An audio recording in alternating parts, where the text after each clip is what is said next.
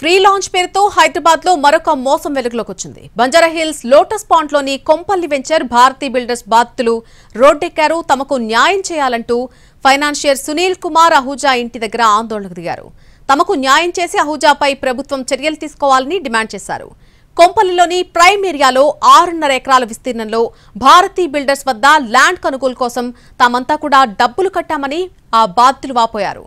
450 కస్టమర్ల పొట్టగొట్టి 200 కోట్ల ల్యాండ్ ఫ్రీగా కొట్టేద్దామని భారతీ బిల్డర్స్ చూస్తుందని మండిపడ్డారు.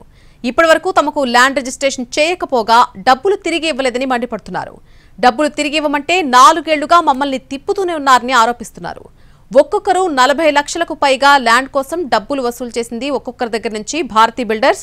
80 కోట్ల వరకు కూడా అమౌంట్ కట్టామని కొంపల్లి భారతీ బిల్డర్స్ బాధితులు చెబుతున్నారు. భారతీ బిల్డర్స్ శివరామకృష్ణ, సునీల్ కుమార్ అహూజా వద్ద కొంపల్లికి చెందినటువంటి వెంచర్ ల్యాండ్ పేపర్స్ తనఖా పెట్టి డబ్బులు తీసుకుంటున్నానని అని చెప్తూ ఉన్నారు ఈ బాధితులంతా కూడా. అయితే ఈ విషయం తమకు చెప్పకుండా రిజిస్ట్రేషన్ల పేరుతో డబ్బులు వసూలు చేశారని వాపోతున్నారు. ఈ విషయమై గతంలో పేట్ బషీరాబాద్ పోలీస్ స్టేషన్లో ఫిర్యాదు చేసినట్టుగా తెలిపారు. సిసిఎస్ లో కూడా ఫిర్యాదు చేశామంటున్నారు బాధితులు. కానీ ఇప్పటివరకు కేసు నమోదు చేయలేదని, ఇప్పటికైనా అధికారులు జోక్యం చేసుకుని తమకు న్యాయం చేయాలని కోరుతున్నారు. హైదరాబాద్ లో ఫ్రీ లాంచ్ పేరుతో మరో భారీ మోసం వెలుగు చూసింది. భారతీ బిల్డర్స్ వద్ద ఎవరైతే ల్యాండ్ కొనుగోలు చేశారో వారంతా కూడా బాధితులందరూ ఆందోళన చేస్తున్నారు. బంజారాహిల్స్ లోని లోటస్ పాండ్ వద్ద ఉన్న భారతీ బిల్డర్స్ ఫైనాన్షియర్ ఎవరైతే సునీల్ కుమార్ అహూజా ఎవరైతే ఉన్నారో వారి నివాసం వద్ద వీరంతా కూడా బాధితులు ఆందోళన దిగారు. ల్యాండ్ ను ఎక్కడైతే భారతీ బిల్డర్స్ వద్ద వీరు కొనుగోలు చేసేందుకు డబ్బులు ఇచ్చారు. అయితే దాదాపు 450 మంది కస్టమర్స్ ను భారతీ బిల్డర్స్ ఎవరైతే ఉన్నారో వారు తమను మోసం చేశారంటూ కూడా వీరంతా కూడా ఆందోళన చేస్తా ఉన్నారు. అసలు ఏం జరిగింది, మీరు ఏ విధంగా మోసపోయారు, 450 మంది కస్టమర్స్ ఏ విధంగా మోసపోయారు? ఫ్రీ లాంచింగ్ ఆఫర్ అంటే మేము అందరం డబ్బులు పెట్టాము. మేము అప్పుడు అందరం 4 years బ్యాక్ మేము మనీ పే చేసినాము. కొందరు 25% పే చేశారు, కొందరు 50% పే చేశారు, కొందరు 100% కూడా పే చేశారు. తీసుకున్నాక శివరామకృష్ణ వాళ్ళందరూ ఒక 3-3 టీం అంతా కలిపి తీసుకున్నారు పైసలు. తీసుకున్న తర్వాత అది మాకు తెలియదు. అది అతను మళ్ళీ ఆ ల్యాండ్ ఆహూజాకి ఇచ్చేసి, ఈ బ్రోకర్ ఆహూజాకి ఇచ్చేసి సంథింగ్ గ్యాంబ్లింగ్ చేసేసినారు. వాళ్ళ పేరు నుంచి జీపే చేశాడంట. మాకు తెలియదు అది. ఆ జీపే చేసిన విషయం కూడా మాకు తెలియదు. ఆ తర్వాత సడన్ గా మేము కట్టట్లేదు ఎందుకు కన్స్ట్రక్ట్ స్టార్ట్ చేయట్లేదు అని చెప్పేసి మేము ఎన్నిసార్లు అప్రోచ్ అయినా కానీ ఈ వీక్ లో అవుతుంది, లేదా ఈ మంత్ అవుతుంది, ఈ పండుగ అయిపోయినాక అయిపోతుంది, దసరా అయిపోయినాక అయిపోతుంది, దీపావళి అయిపోతుంది అని చెప్పేసి 4 years నుంచి డ్రాగ్ చేశాడు. అప్పటిదాకా మాకు తెలియదు ఈ ల్యాండ్ భారతీ బిల్డర్ పేరు నుంచే ఉందని మేము అనుకుంటున్నాం, అందరం కస్టమర్స్ కూడా.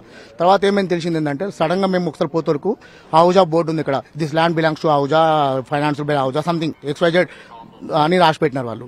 రాసి పెట్టిన తర్వాత మేము అప్పుడు మళ్ళీ మేము అందరం కస్టమర్స్ మేము ఏదైతే వచ్చి రిజిస్ట్రేషన్ స్టార్ట్ చేసిన తర్వాత అప్పుడు చెప్పాడు, నేను ఆహూజా దగ్గర కొన్ని డబ్బులు తీసుకున్నాను అని, 48% 2% ఎంత అనేది మాకు తెలియదు, రేట్ ఆఫ్ ఇంట్రెస్ట్. ఇంకోటి ఏంటంటే ఆహూజా ఎంత తీసుకున్నాడు, ఆహూజా దగ్గర ఈయన ఎంత తీసుకున్నాడు, ఈయన ఆహూజా దగ్గర ఎంత ఇచ్చాడు, రేట్ ఆఫ్ ఇంట్రెస్ట్ ఎవరికి చెప్పట్లేడు ఆయన. అయితే ఇదంతా అయిపోయిన తర్వాత మేము ఆహూజా ఏమైందంటే ఇతను శివరామకృష్ణ ఎవరైతే చీటర్ ఉన్నాడో, శివరామకృష్ణ ఎవడో ఉన్నాడో, మేము ఆహూజాతో సెటిల్ చేపిస్తా అని చెప్పేసి అన్నాడు. ఆహూజా దగ్గర తీసుకొచ్చినాడు.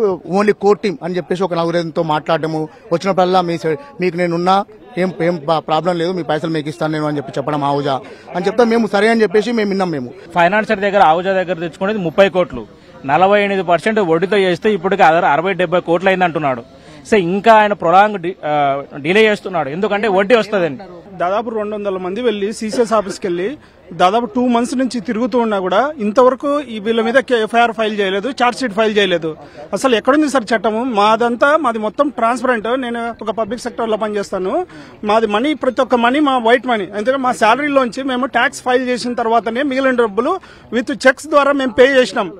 ఎంత అంటే దారుణం ఏంటంటే సార్, ఇంత జరుగుతానే లాస్ట్ 1.5 year నుంచి మేము పోలీసుల చుట్టూ వీళ్ళ చుట్టూ తిరుగుతున్నా ఇంతవరకు సిసిఎస్ లో కేసు ఛార్జ్ షీట్ ఫైల్ కాలేదంటే ఎంత దారుణం అంటే, వ్యవస్థ ఇంత దారుణంగా ఉందా అని చెప్పేసి ఏదో సినిమాలో చూపిస్తుంటే మేము అనుకునే వాళ్ళము, అరే ఏంద్రా బాబు మరి ఇంత దారుణంగా ఉంటుందని. కానీ పర్సనల్ సార్ మేము వేరు రిమోట్ లొకేషన్ నుంచి జాబ్ చేయడానికి హైదరాబాద్ వస్తాము. హైదరాబాద్ లో అట్లా మోసం జరుగుతా అంటే ఎర్రే అనుకుంటాం, కానీ ఇంత దారుణంగా మేము కూడా మోసపోతామంటే, ఎందుకంటే చట్టం న్యాయం అనేది ఇంకా పనిచేయనంత కాలం ఇట్లానే ఉంటది, ఇట్లానే మోసపోతుంటారు. 4 సంవత్సరాలు అవుతుంది కట్టి, 3 ప్లాట్లకు కట్టాము 50 లక్షలు.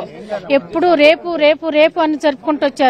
ఇక్కడ అక్కడ తిరగలేక ఇది అయిపోతున్నాము. ఇంకేముంది, రేపు స్టార్ట్ చేస్తాం, ఇదే